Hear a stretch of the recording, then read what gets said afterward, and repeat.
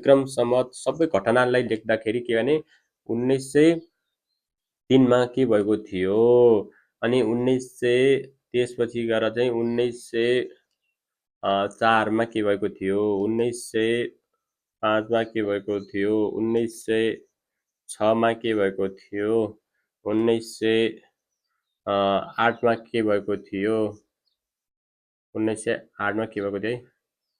1908 मा के भएको थियो 1910 मा के भएको थियो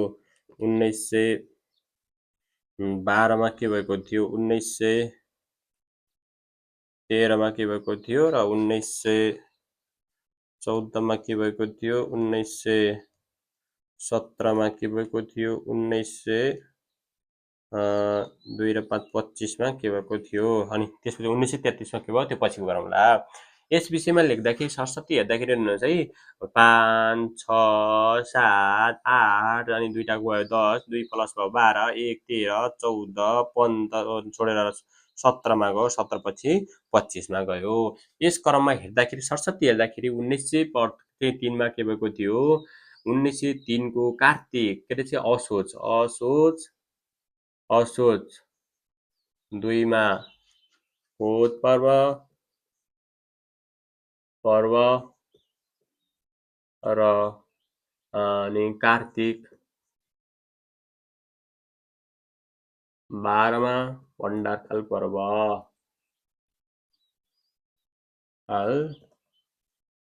भण्डारखाल पर्व त्यतिकै है भण्डारखाल पर्व के भएको थियो 12 मा के भएको थियो रे भण्डारखाल पर्व अनि के भएको रहेछ असोज 2 गते कोत पर्व र चाहिँ के चाहिँ अनि कार्तिक 12 गते भण्डारखाल पर्व भएको थियो अनि 4 मा अनि कुन चाहिँ कतिमा श्रावण अनि 13 मा औँलो पर्व भएको थियो औँलो पर्व भएको थियो त्यसपछि भनेको चाहिँ के भएको छ अनि औँलो पर्व भएको थियो अनि 1900 कतिमा 5 मा राणा उपाधि प्राप्त गरेका त्यसपछि गएर 1906 मा बेलायत भ्रमण गरेका 1908 मा छापाखाना स्थापना गरेका अनि चाहिँ 1910 मा मुलुकियन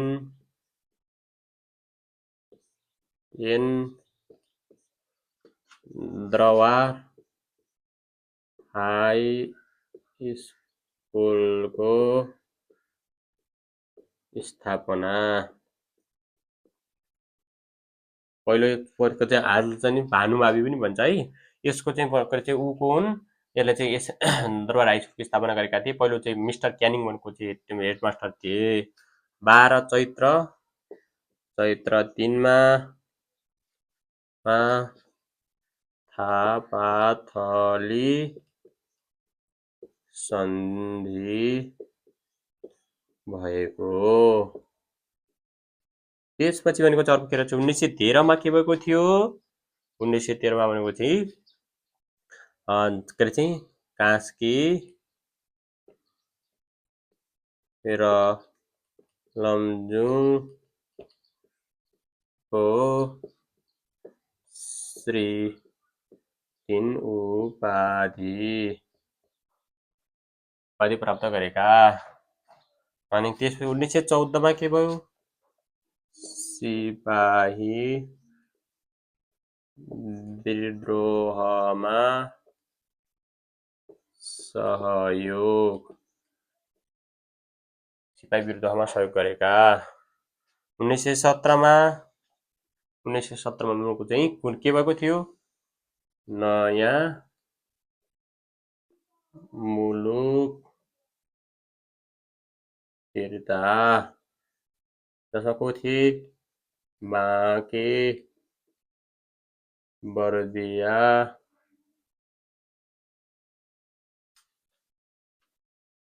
कैलाली कञ्चनपुर बाँके-बर्दिया र कैलाली कञ्चनपुर 4वटा जिल्लालाई के गरेको के गरेका थिए फिर्ता गरेका थिए सर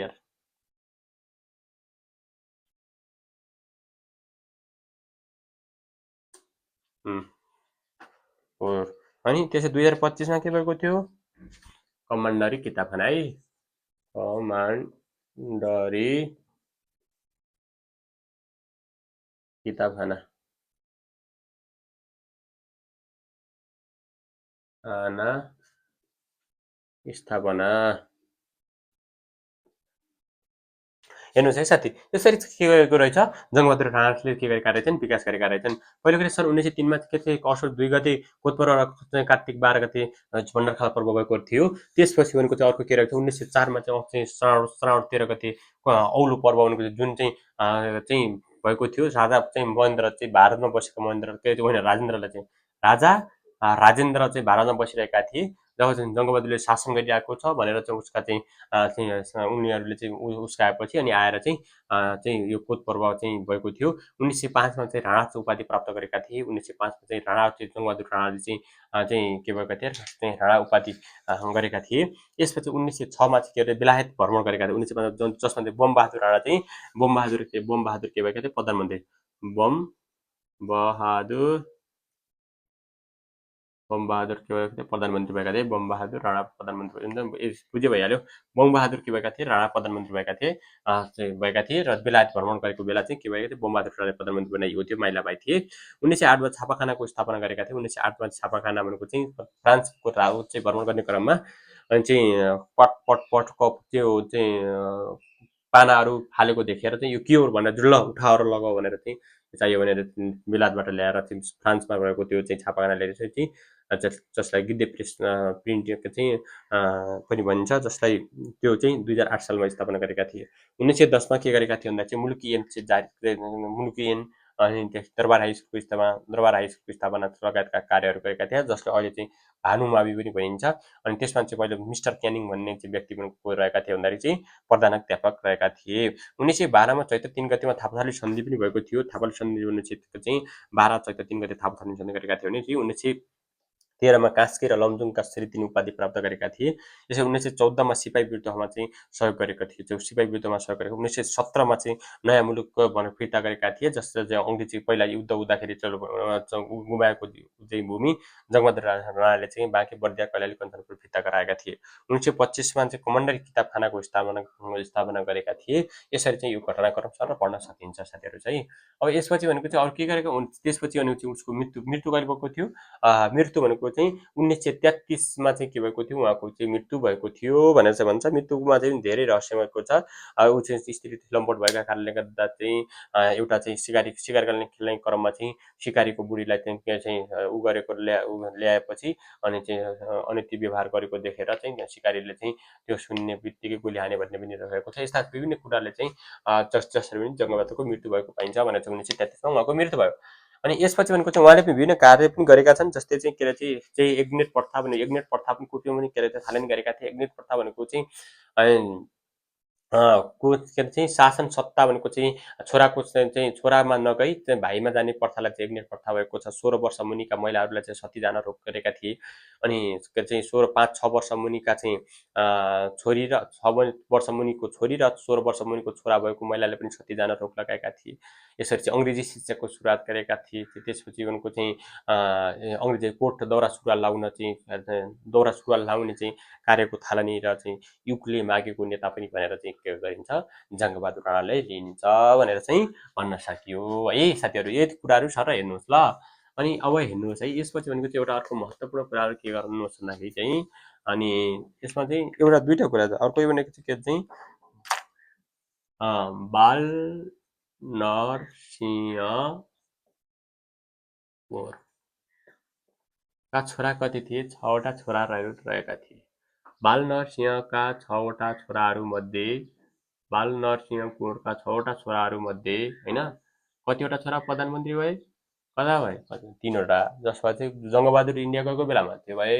अब म प्रधानमन्त्री भएको लेख्छु वीर नरसिंह भए वीर नरसिंह भए 1। अर्को बहादुर होइन, बहादुर राणा। अर्को हुने रणदीप।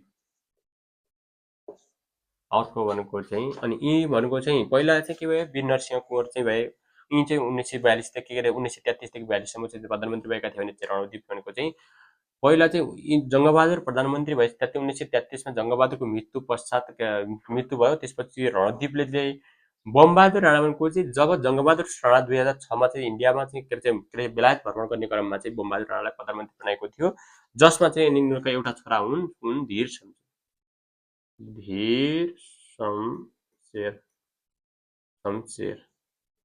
धीर शमशेरका कति भाइ छोरा? 17 भाइ छोरा। हेर्नु चाहिँ यहाँ आयो को हुन् धीर शमशेरका कतिवटा छोरा थिए? 17 वटा छोरा। एकदमै उगाने तर्काट है। यो प्रधानमन्त्री को भए भन्ने कुरामा चाहिँ हेर्नुहोस् है, यो एकदमै सहज छ। यसरी चाहिँ पढ्दाखेरि तपाईँलाई चाहिँ याद हुन्छ। करम भनेर सोध्छ, कहिले चाहिँ कतिजना थिए भनेर सोध्छ होइन। अनि त्यसपछि गएर चाहिँ पहिला को भयो पछि को भयो भने सोध्ला पहिला। अनि त्यसपछि गएर धीर शमशेरका कतिवटा छोरा थिए? 17 भाइ। 17 भाइ छोरा मध्ये को प्रधानमन्त्री भए? एउटा भनेको चाहिँ पहिलो भनेको वीर शमशेर। त्यसपछि अर्को को भएको थियो? देव शमशेर। वीर शमशेर पछि को? वीर शमशेर पछि देव शमशेर। सबैभन्दा छोटो समयसम्म भएका थिए। देव शमशेर पछि चन्द्र शमशेर। चन्द्र शमशेर पछि भीम शमशेर। भीम शमशेर पछि युद्ध शमशेर। युद्ध शमशेर भइसकेपछि अनि भीम शमशेरका छोरा भनेको फेरि पद्म शमशेर। हेर्नुहोस् है,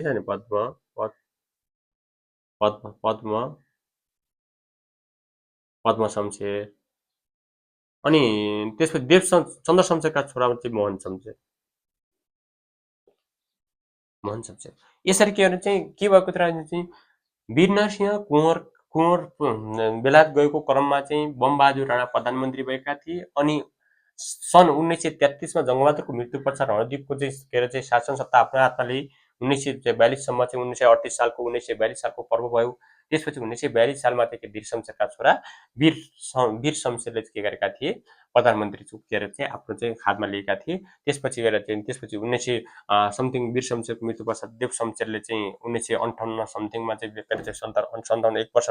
शासन गरेका थिए। त्यसपछि चन्द्र शमशेरले आफ्नो हातमा शासन लए। चन्द्र शमशेरका पछि चाहिँ के अरे भीम शमशेर पछि युद्ध शमशेर लैसकेपछि अनि युद्ध शमशेर पछि चाहिँ को आए चाहिँ पद्म शमशेरले शासन गरेर चाहिँ अनि पद्म शमशेरले पछि चाहिँ के गरेका थिए? यी भनेको चाहिँ चन्द्र शमशेरका छोरा भनेको मोहन शमशेर भए र चाहिँ भीम शमशेरका छोरा भनेको चाहिँ